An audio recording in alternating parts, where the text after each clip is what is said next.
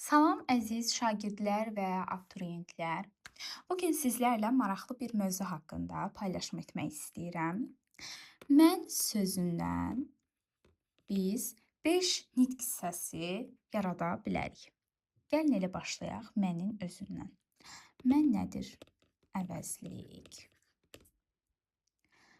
Bəs biz ona ki əlavə etsək və im əlavə etsək, nə olacaq?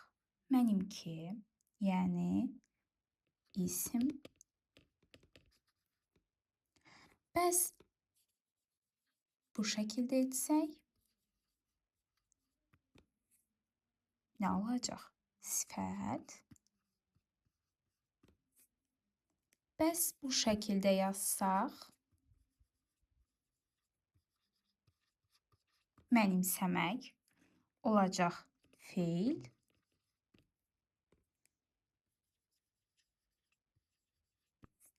Bəs bu şəkildə yazsaq, sizcə nə olacaq? Zəhmət olmasa şərh bölməsinə fikirlərinizi yazın.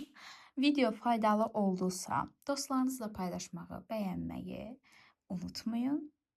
Digər izahlarda görüşərik.